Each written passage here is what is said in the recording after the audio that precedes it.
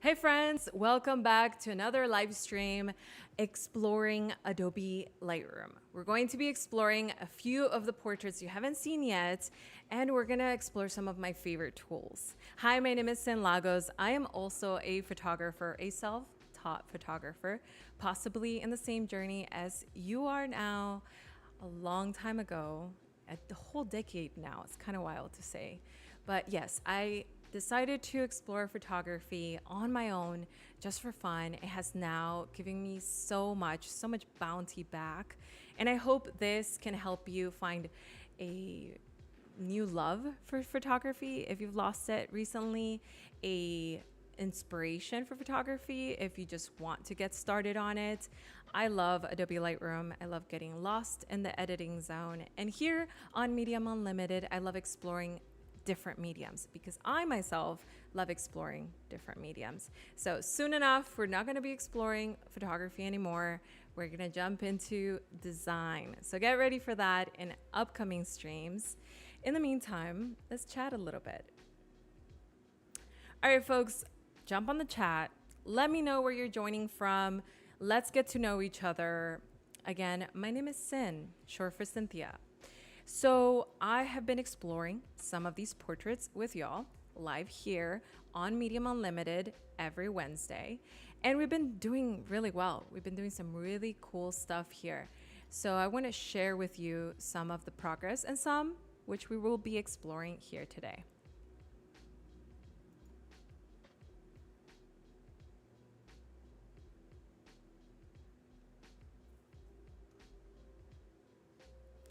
All right, let's take a look here.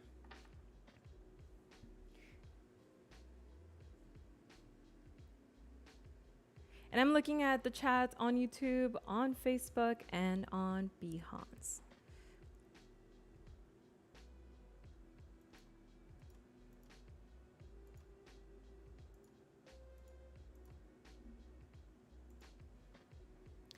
Okay, so this is the photo these are the photo sessions we're going to be exploring today. I want to talk to you about my process. I want to talk to you about my workflow in the Adobe Lightroom space. So photographing it, post-editing. It's all a process. It's all cohesive. And I find that I have several different workflows. I am somebody who likes to remain dynamic.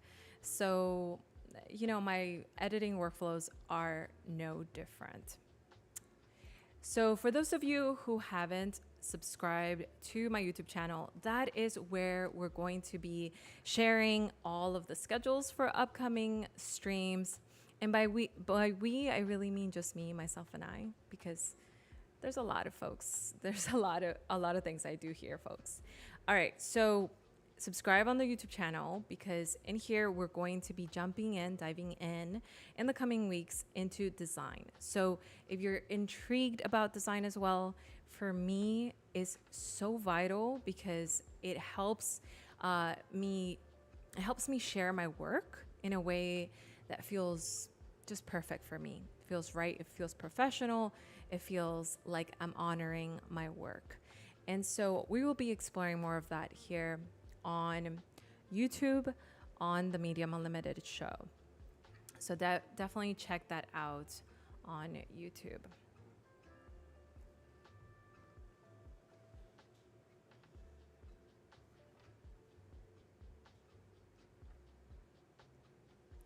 In the meantime, let's get to know each other. So, folks, I explore design, photography, and video.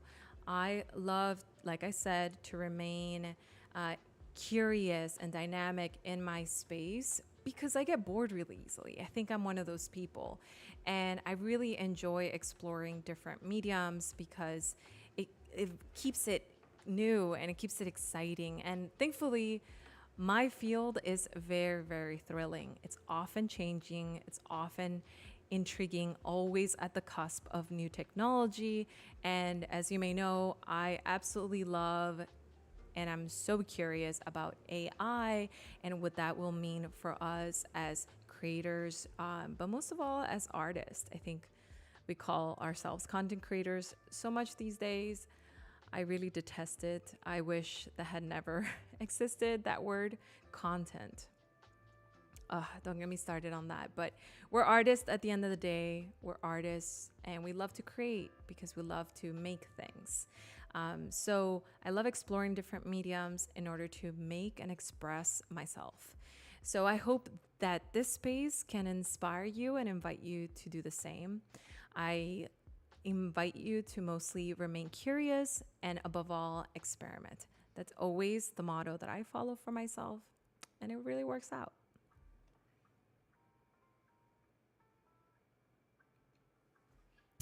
All right, so let's take a look here on the chat. Awesome. I see already some folks joining in, and I see some folks joining in on YouTube as well. Awesome. Looking good so far. All right, so we're going to be exploring Adobe Lightroom, and in here I have already some of my selects. So I obviously have a lot of shots here. And so the first thing I want to do is find my hero shot. My hero shot really depends on a lot of different variables. So let me walk you through some of them. So for me in Adobe Lightroom, I love having a rating system. This always helps me navigate all the different photos and instances that I took with my digital camera. So with my digital camera, I can take tons of photos, a bunch of photos at a time. And sometimes I take that and I say, yes, let's take all the photos possible. I know some people kind of judge that, but I think it's so peculiar to be able to capture little nuances, especially in portraiture. So let me explain what I mean by that. So for example, this image here has a few instances. You might notice right away that these images are really underexposed. That's because I follow a rule where in digital photography, I rather shoot underexposed rather than overexposed. In film, I like to shoot overexposed. So why is that? So underexposed is helpful for digital because as you can see here on the histogram, we have a histogram right here. All of the dark areas right here are pretty much peaking at this point. There's a lot of, all the channels are peaking on the darkest area. But from dark, I can always retrieve information. Unless it's absolute black, then I can't. With film, we're working with something else. We're working with chemistry. So we're working with something that is losing its sensitivity to light as the days goes by. So what we want to do is help it by exposing it to light even more so. We don't have that issue in digital. In digital is backwards, okay? So rule number 1, underexpose rather than overexpose. Sweet. So what we have here is several instances of this image. I love this scene for a few reasons. So I've already selected this one as my hero shot. I'm going to walk you through why this is my hero shot. Out of all of the instances that I have here, it looks like I have, gosh, like about 10 instances of just this moment. Different angles, different expressions. It's photography, right? So we're freezing time.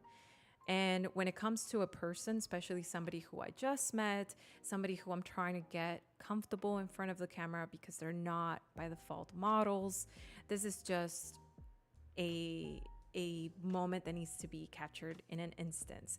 You can't escape how many things can go wrong here because there are so many variables, right? So it helps to shoot with a fast mode, so you're able to shoot many instances at a time. So here I have a few shots. I feel like the profile shot at 45 degree angle is great, and just for visibility, I'm going to just hit auto right here under edit, so we can bring that light using the AI embedded into Lightroom. Now that all that does is it goes into our light section and it changes all of those different modes. So all of our exposure, contrast, highlights, instead of being defaulted at 0 right here, now they've been changed according to what it believes it's the right exposure. It's not for me, but just for visibility. All right, so I've got this shot, I've got this shot. Let's do auto right here. I guess that one doesn't need that much light. Okay, so this is why I love doing things from scratch, but there are so many different ways to approach this. Okay, so let's work with these 5, right, for instance. So you can see here, okay, 45-degree angle. That works for me. I love a nice 45-degree angle, nice shadow drop off here off his chin, which is nice because it always helps divide the face and the neck and just create more of a 3D jumping off point. I think we forget that photos are 2D, so the more dynamic range, the more 3D you can make this image look, the more you divide the background, the midground, and the foreground, the better, even in a person, right? So we're looking for things like that. So that shadow is a go. I like that, but I don't absolutely think this is my hero shot, but I do think it's a pretty good one. So I'm gonna do a 3 on that one. Then if I look at this one here, it looks like his eyes are closed. The expression, it wasn't intentional, right? If his eyes were closed intentionally, I would have gone for it. Same here, a little bit of squinting, not gonna work for me. Same issue, right? So I know that some of these have a different composition. I did this on purpose, right? So a little bit to the left as opposed to central focused. But then when we go back to the one that I actually really enjoy, like this one, for example, I love the expression. He's looking upwards. He's squinting just a little bit. This one, his lips are parted, which could be interesting too. So that's 2 different options that I have there. The shadow drop off is nice. I like it. The lighting and shadows, it gives so much dynamic range here by default, because ultimately we're playing with light. That's what photography is, right? So we have a light illusion happening here and it's working in our favor. So I like this the most. I love that bit of glare that's right there. Now this was shot this way, and I'm going to show you a few quick steps to get this image from this to completely edited. So that leads me to my question of the day. So my question of the day for you folks is, do you like to start from scratch, or do you love filters? Is filters your thing? I know I love filters because I love creating filters. I love using filters to find out how maybe other people edit their photos, kind of navigate, dive deep. I also love it because it helps speed up my workflow, especially when I'm under a deadline with a client. So I do love them for those reasons. What about you? Do you like to start from scratch? Do you want all that control, right? You want focus editing as opposed to an entire global edit. That's what filters do. So let me know on the chats wherever you are, and we'll kumbaya about that. Let's start with filters here. Now that we mentioned them, I have shown you filters before, but this time I'm going to show you a different section of the filters. Now, under here we have recommended. So this uses the suggestions from the Lightroom community to edit your photo. So there's so many different variations here. So we have this one, we have this one. Oh gosh, there's so many different feelings. Oh my God, this blue one is neat too. So there's a lot of different options. We have subtle, strong, black and white could be a cool look, right? We can start to truly see the light when you drop it into black and white.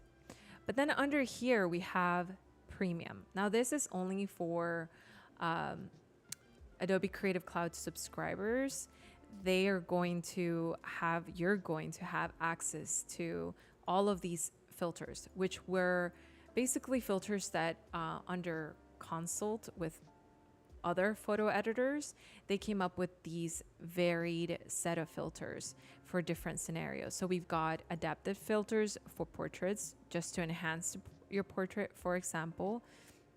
We've got glamour portraits. We've got things for skin. So if you have deep skin, medium skin, light skin, really cool things just to get you started. Maybe this is the end all. Maybe this is just a way to not start from zero scratch, right? You can start from 10%, right? We've got the colors on the skin, right? That's 10%. That's nice. Hi, Guillermo. Nice to see you there. Thank you. Guillermo says, I'm killing it. Nice. Good. Nice encouragement to start the stream. Appreciate that. So let's see how we can do this. Let's reset this edit just so that we can start from scratch here and see how some of these help enhance our photo. Let's go in here into spring. These are more stylistic filters, right? And like I've said before, filters are not completed until you base it on the light conditions of your image. So even though I added this filter, I will still have to edit. It's not just a final edit. You still have to gauge how much you want to add to it. And you can always use your histogram to see if this filter is right for your image and the light conditions that your image brings.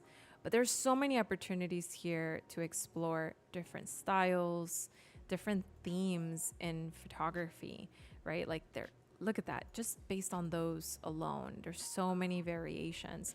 And it teaches you a lot about the opportunities that most of your photos have to express something different. Color is very magnetic. It pulls in people from all walks of life. It's a universal language. And in many cases, it gives off a very intriguing emotion. And that could be a good emotion. It could be a sad emotion, whatever it may be. They're all good emotions, I suppose. But the point is, if you find yourself exploring some of these filters, maybe here you can start to explore a different way to try out your post-editing process. Don't get stuck in one way. I know everybody says, find a niche, find a style.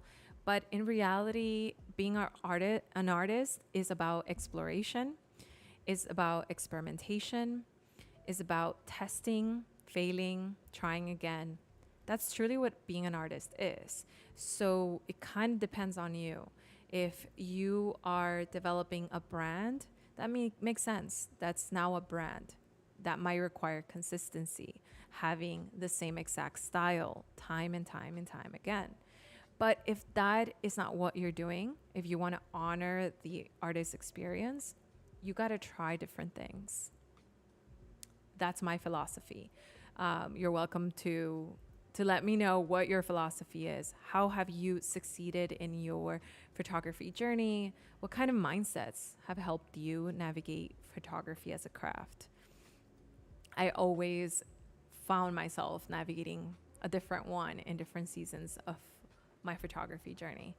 Okay, so now that we've explored those, I'm going to reset it because I'm going to admit this. I am a person who likes to start from scratch. I do love filters, like I said, to speed up my workflow, or other things.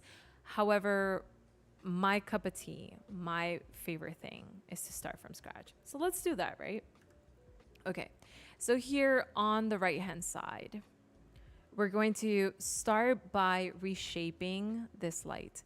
And instead of going to my usuals, which if you've been following this stream, you probably come across, you know I love the curve tool. I'm gonna try not to use it right now. I'm going to attempt not to. I'm going to investigate instead my histogram, explore what is happening here. I can see that there's a lot happening on the darker area. So I'm going to be using, here we are. I always confuse this one for masks. I'm going to be using masks to help separate my subject from my background in terms of lighting. So let's explore that. You can see here we have a person already clicked on, and under here we have different ways to see the visibility of what's been selected. So we can do a color overlay, an image on black and white, image on black, so it removes everything else. So many ways to tailor it to your needs and what you like to do in Adobe Lightroom. Okay, so we've selected the entire person. Let's press create to create that mask.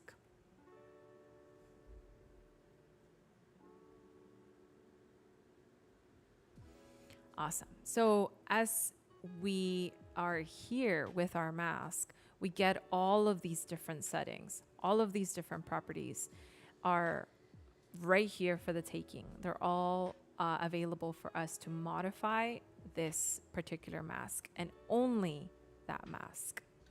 So in here, I can use my usuals, the lighting options, using point curve, using the target adjustment tool, which I absolutely love.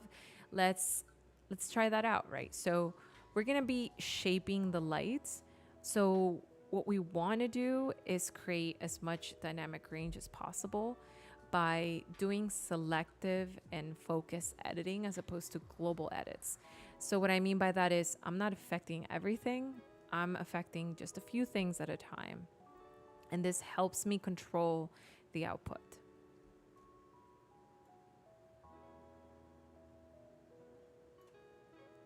So here I'm selecting the highlights. Here I'm selecting the midtones. And as you would imagine, this affects the shadows and blacks. And already that feels like it's popping from the image. It's not quite underexposed. Now, if we were to duplicate this mask and invert the mask, we get a chance to do the same focused effect or focused editing on the background. So let's do that.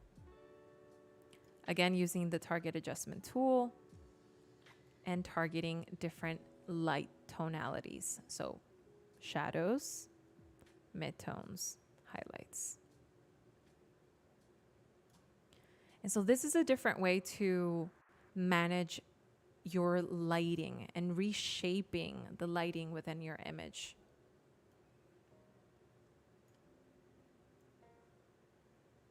And notice that this way, whatever I'm doing to the background won't be affecting my foreground, won't take away from the fidelity of my main subject, which is in my foreground. So I'm gonna touch here just to touch the midtones a little bit.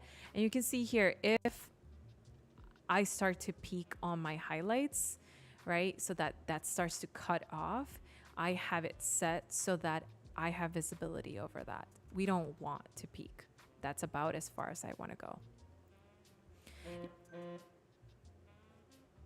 You can also see here that there is a visual in the point curve that translates our edit directly into the graph. So that's what that looks like. And what does that look like? It looks like we've pulled those highlights all the way up, right? We've pulled a little bit of the midtones and a little bit of the shadows.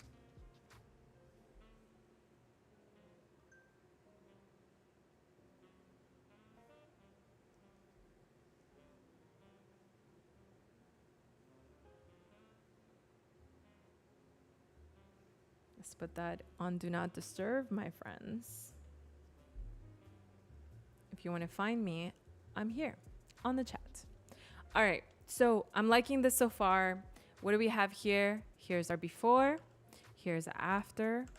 Looking good so far. We haven't lost any detail. Remember, subtlety, subtlety, subtlety is the name of the game. Okay, so as we move along here, I think what I want to do next is, again, I'm exploring things that I'm not used to as much in Adobe Lightroom because I'm leaning into curiosity. I'm teaching myself every single day something new, and I want to hand it over to you and teach you the same thing. So I'm going to jump out of the masking tools and go back here to our editing dialog. And down here in color, we've talked about this before, but I didn't quite know the difference, and I know now. So in point color, in undercolor, we've got color mixer, point color, and color grading. That was a Freudian slip. We're going to be exploring point color, okay? So what are the differences? There's too many similarities there that it can get confusing, but I found the one. So point color, we want to use point color for one reason, and I'm gonna say one reason only. So when we select a color, that seems like it's very much like our target adjustment tool, where we get to select the color and modify its hue, luminance, and saturation. This is a little bit different. When we pick a color, it doesn't just select green as a whole, right? It selects that hue, particularly that tonality of that color particularly. So if you don't want, this is a great example because he has a sweater that has different shades of green, right? This kind of forest green. We've got a primary green here. Let's see here. And we got a little bit of like a blue green, depending on like where the shadows hit. Maybe we want to affect some of this and not everything. So if I select the primary green, you can see that that green is very different from this one. And it's able to truly differentiate the hue based on the tonality, not just, okay, it's green, so therefore let's affect every green in the picture. So this green out here doesn't get affected because the tonality of that green is different. Tones meaning how much black there is, tints, how much white there is in those images. So this little dot right here has hidden another dot in it. That's the one that we're going to be pulling around to change the color. And if you can't see it right now, that's because we can check this little visualize range to have better visibility. So let's click it. And now you can see what's being selected.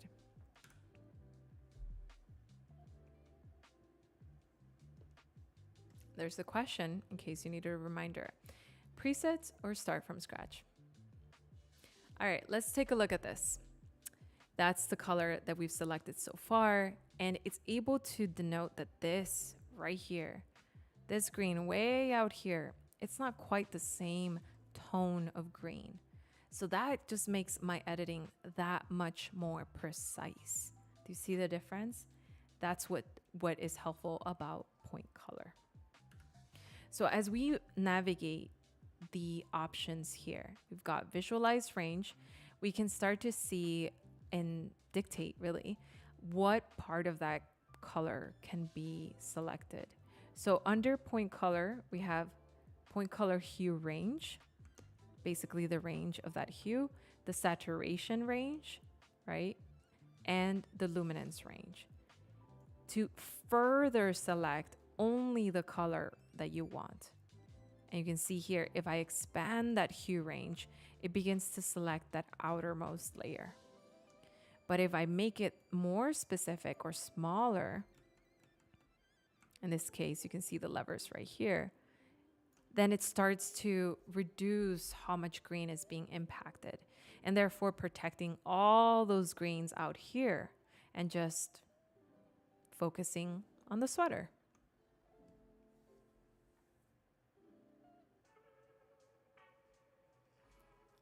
Okay, so here's the fun part. Let's start changing this hue. Okay, so right here, we've got this little dot, and the little dot can navigate up and down to change the strength of the saturation. Then right and left to change the hue. So a little bit of blue, a little bit of green, a little lime green here if we want to. This way you can control the colors. If we're talking about branding, maybe there is a particular hex code color that the brand wants to stay connected with, especially doing portraiture for commercial use. That could be a great way to link the brand back to your image. Now, if it's not commercial, it could be a stylistic choice, right? Maybe you want these images to look like your favorite movies, but they have a peculiar color palette that's very pastel. We might want to go in that direction and lean into a little bit more white. And here we affect the luminance of that color. And I think I'm going to stay with something closer to green. Now let's remove visualize range to see the entire image as a whole. That looks much better. And let's change the color in here to see what we like. I still like that green. I think that green is pretty cool. If I go higher, I saturate that green that much more. If I go lower, it gets desaturated. Now let's do the same thing, but for the sky. So let's select this blue around here.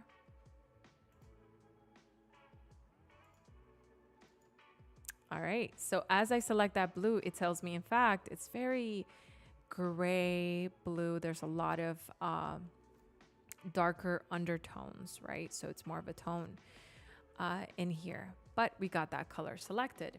Hopefully wherever that color is, it will be impacted across the sky. But if I want to know for sure, I want to hit that visualize range again. And there it is. There's the blues that are being affected. No blue on his shirt, right? No blue anywhere else. It's that particular tone.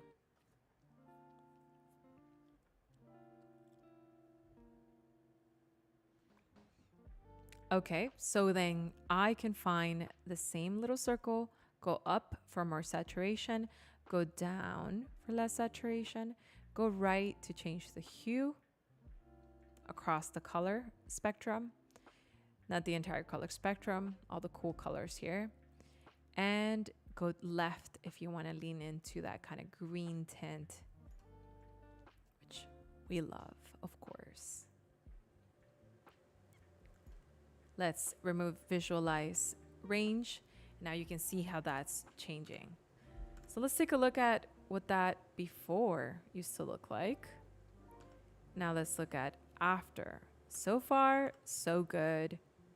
We've done some dynamic range separation by reshaping the light. We've done some point color editing by focusing on a peculiar part of our hue not just the hue, but affecting specifically the tonality of that hue using the point color.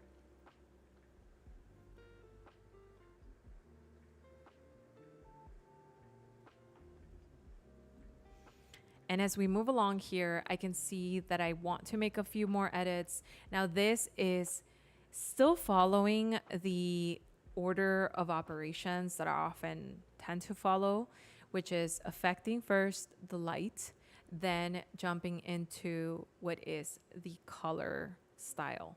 So that's how I like to approach it. In this case, I'm using different tools other than my traditional tools in order to find that right place for that photo, right? That right scene look. Now let's dive a little bit more into what these colors give off. Like, what kind of emotions do these colors give? I definitely loved this peculiar moment because it was a bright day. There's a lot going on here, but I love the texture of it all.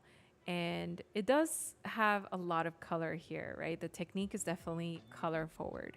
So I don't want to shy away from that. So let's continue to edit this and see how far we take it before we say stop, right? Because that's always a set timer that we have to give ourselves.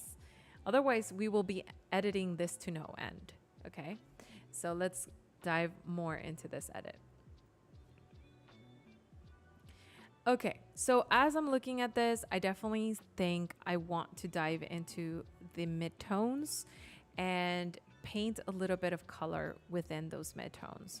So I want to go into the color grading tool and go into the mid little circle here, and that's gonna be our midtones.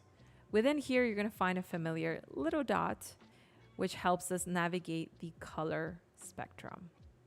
And you can see here that what we are doing is affecting the midtones in across the board of our image. Not the highlights, not the shadows, just the midtones.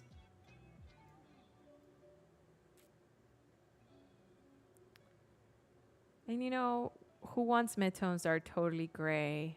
Who wants shadows that are totally black?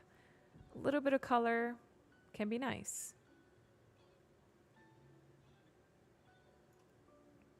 I think that looks good for me. Okay, let's not forget affecting the luminance. That sometimes makes a huge difference. Doing a little bit of blending here to make sure that the color just sits right with this raw file. See? So many possibilities here. It really starts to change once we pull those levers and toggle on either direction.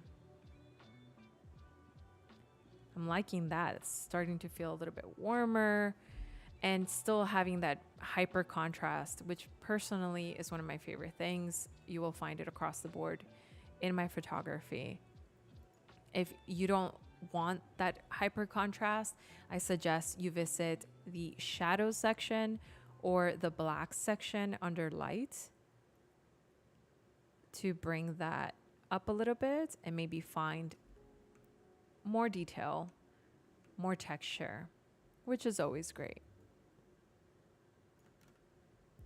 So we have something like this.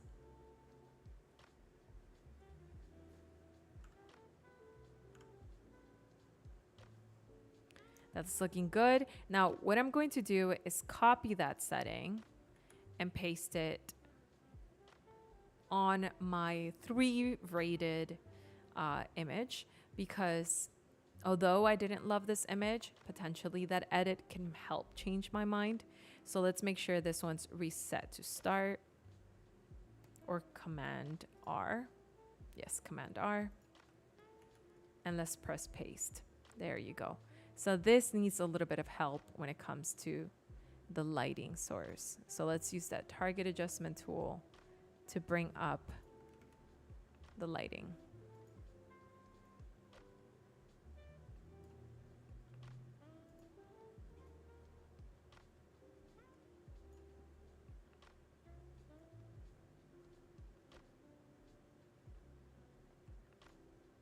That's looking good to me.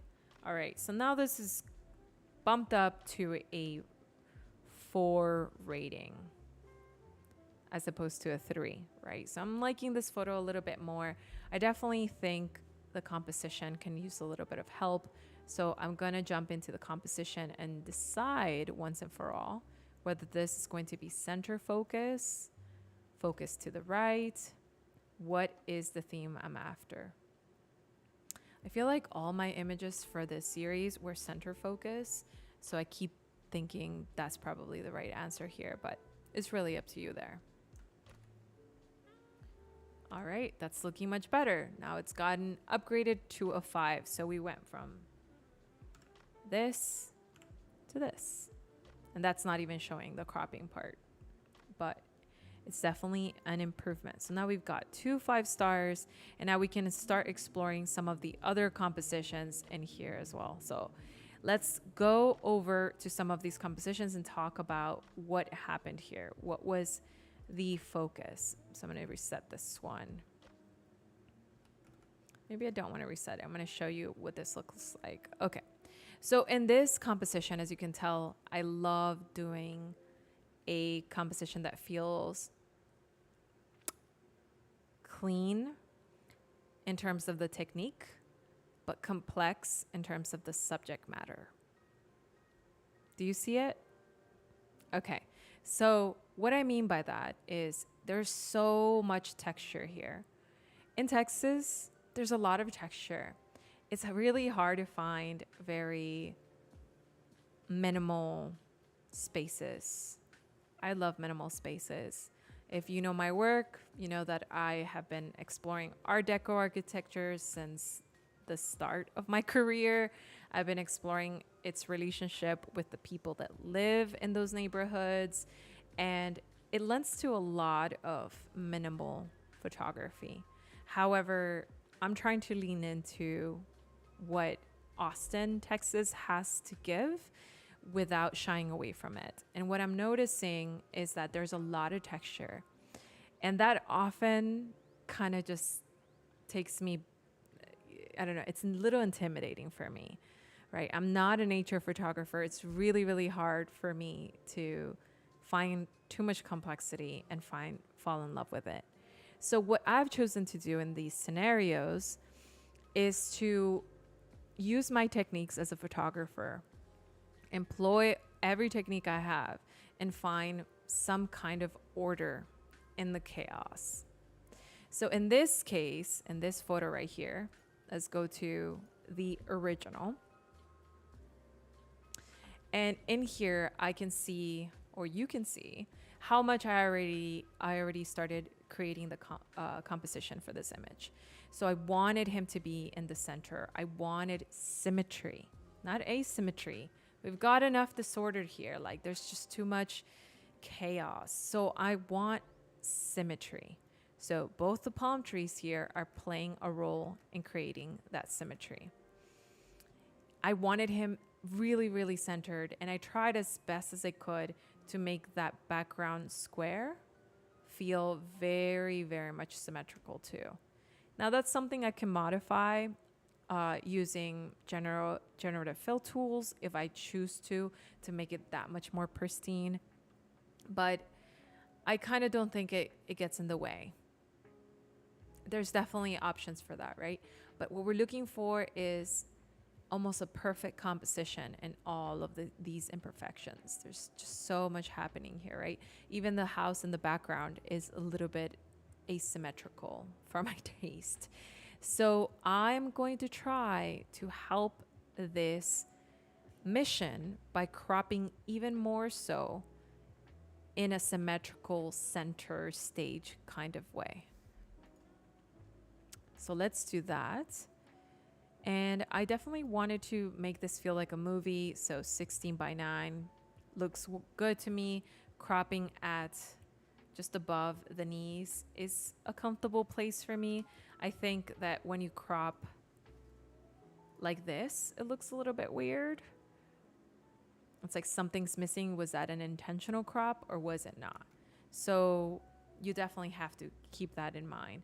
You can also crop around here, but then you would be losing the hands. And hands are very peculiar to us humans. When we see people doing certain gestures with their hands, we definitely process that. So lack of hands makes it feel like somebody has something to hide, and we don't want to give that emotion. So let's bring the hands back. Now let's change this from diagonal to maybe fifth to start seeing any interesting cross points. For example, the eye line here, directly on our line threshold, so that our viewer's eye goes directly to the eyes as much as possible. That's looking good to me. I can see here there's a little bit of overexposure on his forehead, so I'm gonna bring the highlights just a tad bit down to help that situation. Now let's use point color here just to see how it works in this full sweater image.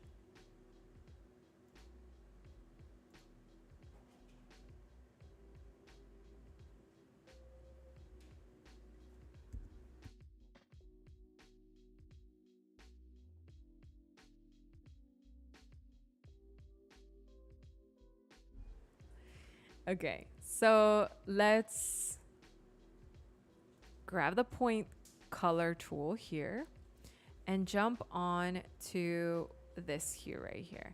Now, this is a scary hue to pick because it might live on his skin tone. So let's see if point color can help us be as specific as possible so we don't pick his skin in this process. You can see here, it's on his skin, it's on the back. It's very possible they're very much the same exact tonality. So we might not have an escape goat here, but let's give it a try. You know, let's see if we can find it. So how do we do that? Let's decide the range and start to be more specific about where we want this to impact. You can start to see that that color is no longer affecting all of his face. It's affecting his lips a little bit, maybe his cheeks, which, you know what, those having a little bit of a rosier color, not that bad. So I can live with that. But if we can continue to try, we will, we shall. We shall. Is that how you say it? Okay. So right about there. That works for me. I think that's doing much better than it was before. So that's how point color can help us, right? So in the past, I definitely was very afraid of editing reds, pinks, anything on the warmer hue, because it often meant that the skin color of my subject might get ruined. And we don't want that. We want to honor the skin color as much as possible. Okay, so let's see here. Now that we've made that selection, let's step away from the visualize range. Here we are. Okay, so in visualize range, we have now selected only this pink and just a tad bit of his cheeks and his lips. So using that little circle, we can go up or down to create more saturation or less saturation. We can go right to change the hue. And maybe we leave that alone and we just change the exposure levels of that tonality. When we change it, you can see a little bit more of those shadows from the palm trees. I think that looks good to me. There's not a huge shift, but I can already see what I'm looking for is a color palette. So if we have a color palette that works for us, that feels harmonious, we've hit the lottery, because I think that's often what goes wrong. I combined Adobe Express and Oh. Illustrator to quickly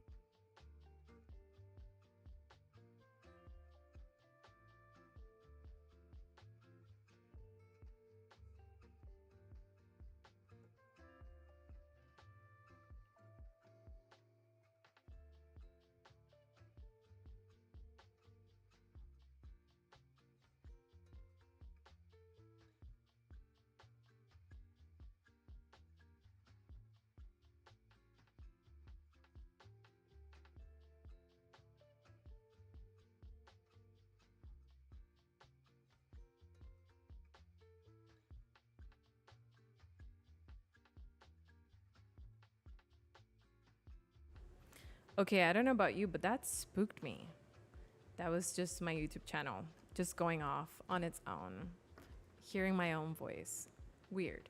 Okay, so this is what we got so far on this image. We're gonna do one last thing before we move on here on today's live stream, okay?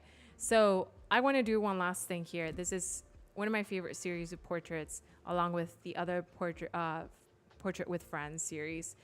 And I definitely want to separate him a little bit from the background. Sometimes I don't, because I think it's kind of cool to flatten an image.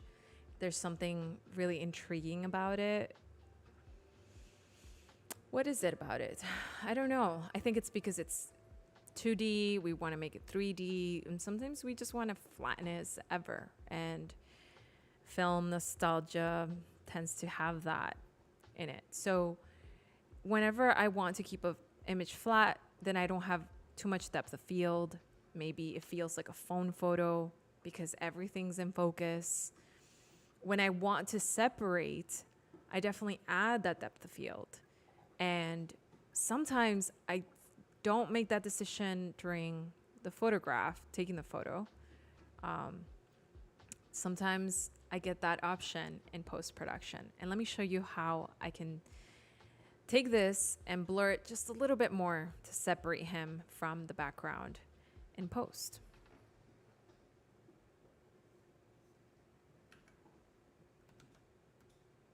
Okay, so we're back here in Adobe Lightroom and we're going to jump into one last tool here before we say a bid adieu. What's adieu? Is it French? Yes, I think so. All right, here we are under, here you are. Okay, so we've got the lens blur, and this is an early access. I believe it's still under early access unless my Lightroom requires an update. But what an early access means, it often means that they're looking for feedback. So you're gonna find this little button right here, provide feedback. You let them know if you like it. Is it working for you? Is something malfunctioning? Did you break it? If so, let them know, because then they will find a way to solve it. So I know a lot of the folks behind the provide feedback. So believe me, they're real people and they read your feedback. That said, let's press apply. Now, immediately it's going to create an estimated depth. This is based on the practice of photography, understanding that there's this z-axis, there's this plane of depth, right? We've got foreground, midground, and background. And as you can see already, we have this entirely blurred background, right? So if we remove it, take a look at what that looks like. And this is with it on, right? And this is done in post. Pretty cool, I would say. Now, much like the point color, we're also going to have options to visualize our selection. So here under visualize depth, we can start to refine our edit. So that is our visualizer. Super cool. It's based on the warmth, the tonality of the image is, so for example, what is yellow and orange is going to be in focus. Whatever is in the cooler colors is going to be affected by the bokeh. So you can tell here by looking on the focal range across the board. If I go over to the left, it's going to be affecting mostly everything that is in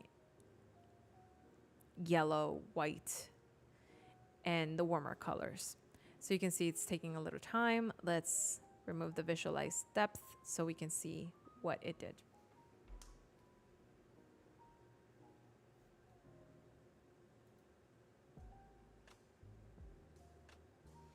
Give it a little moment here. Hey, Georgia boy, cool name. What's up? Thank you for joining. You made it just in time. Okay, So you can see how that is affecting the image, right? If we move it over to the right, it starts to affect more of the palm tree. So the foreground element, the very, very foreground element. Looks like they were just a little bit forward from my subject.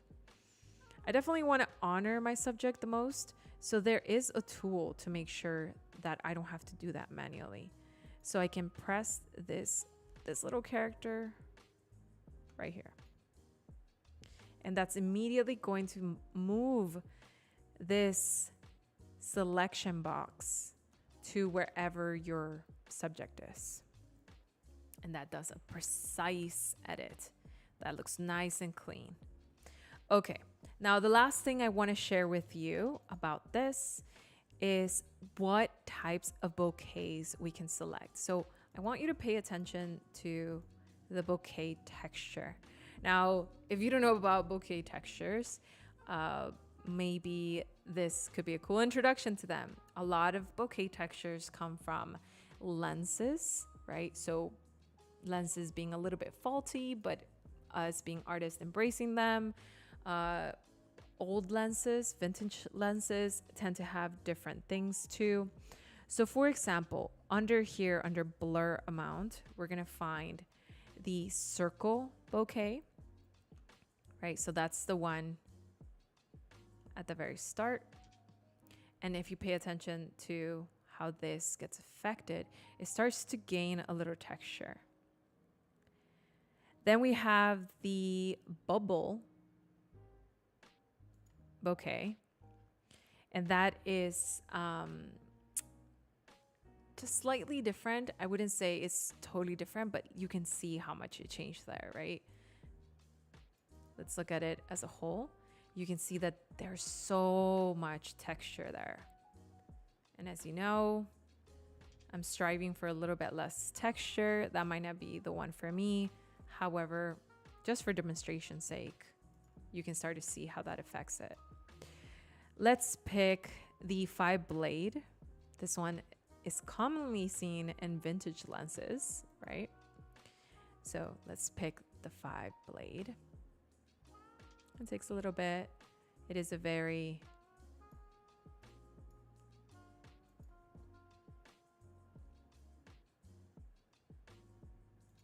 and let's take a look at, it's a very subtle change.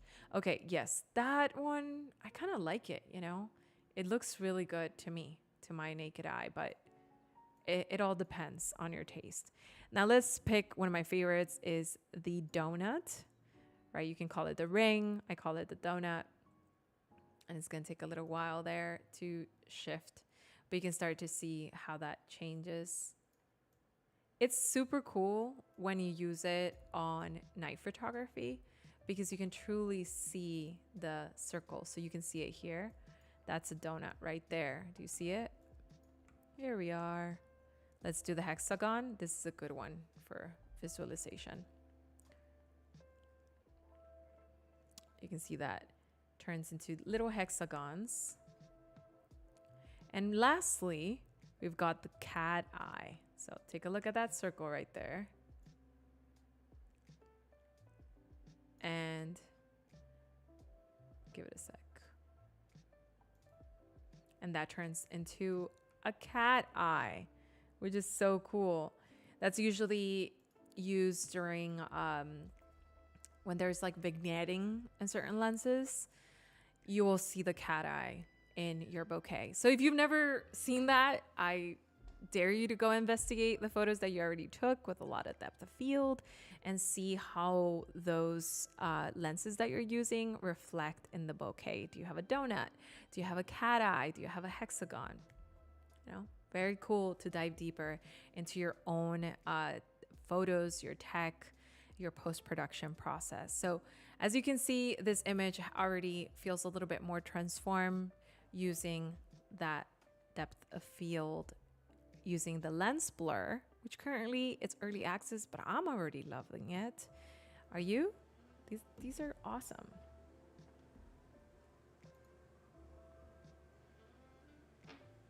So I'm gonna star this at 5.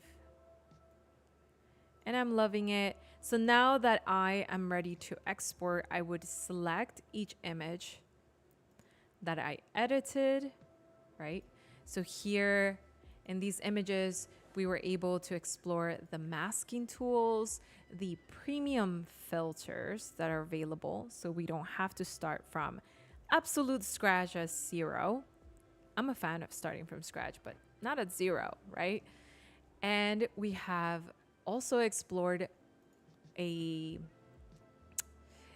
color addition to our tool set, which is the point color. That was fun. It has been a new favorite for me, the point color tool, exploring different ways to target your hues. So once I'm ready here, I'll definitely go up here and click export. And I have so many opportunities to export out to a file, to a link. I can invite people to continue to edit my photo if this is a brand project. One of the cool ones is to create an Adobe portfolio for those of you who don't have a website. If you love printing, I love printing. I printed that book on Blurb. Am I pointing at it? That book on Blurb. And I love it. Great quality, good stuff. So as we continue here to explore, I invite you to check out my YouTube channel where I will be sharing the schedule for Medium Unlimited and most of all exploring different mediums. Up next, we're going to be exploring different design workflows. Design is my first love. I studied graphic design and I'm excited to show you more on my workflows. So definitely make sure to check out my YouTube channel, subscribe to keep up with the upcoming live streams for here and any of my counterparts over at Adobe Live. And thank you folks for being here and supporting me throughout all of this new venture of mine, which has been super fun. Has been great so far. So thank you all for joining on the chat. If you want to watch the restream, the videos will be available on YouTube as well. All right, folks. Till next time. Again, my name is Sin Lagos. I'll see you on the other side.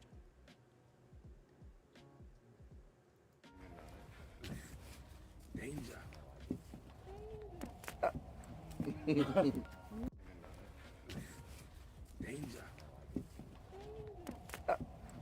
Danger. Danger. Danger.